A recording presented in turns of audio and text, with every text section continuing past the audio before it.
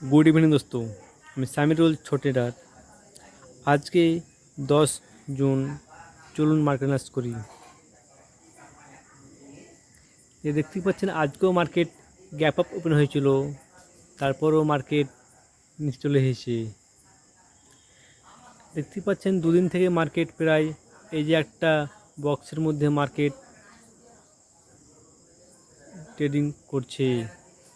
এই বক্সটা যতদিন মার্কেট না পার করবে ততদিন কোনো একটা বুলিশ বা বিয়ারিশ ট্রেন্ডিং আসবে না। যেহেতু আজকে বিয়ারিশ মার্কেট ছিল, তো চলুন আজকে কোথায় কোথায় সেল সাইড ট্রেড নিলে প্রফিট হতো আর কী কী ক্যান্ডেল হয়েছে চলুন সেটাই দেখব। আপনি যদি ভালো করে এই জন্যে ফলো করেন তাহলে দেখতে পাবেন এখানে একটা মর্নিং স্টার ক্যান্ডেল তৈরি হয়েছে, তারপরে মার্কেট এখান থেকে সেল হয়েছে। তারপরে আবার এই জন্য একটা হ্যামার ক্যান্ডেল তৈরি হয়েছে, তারপরে এখান থেকে আবার মার্কেট বুলস গেছে।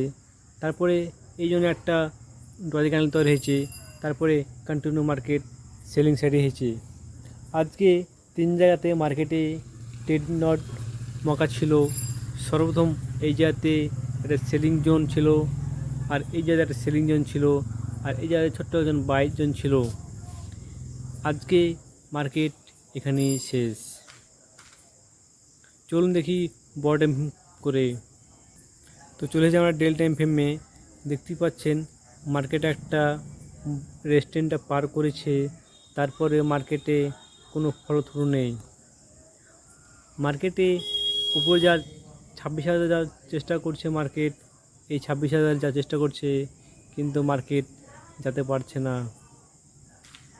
এই যে একটা রেস্টেন্ট ছিল, সেই রেস্টেন্টটা যতক্ষণ মার্কেট ব্রেক না করছে, মার্কেট যদি আবার চলে আসে ভিতরে, তাহলে হয়তো আবার মার্কেট সাইডওয়েজ হতে পারে বা মার্কেট এখান থেকে ডাউন আসতে পারে।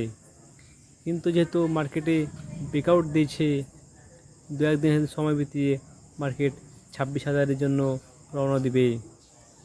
তবে আপনারা ট্রেড করার আগে আপনারা নিজে অ্যানালাইজ করবেন, ট্রেড করবেন। ধন্যবাদ।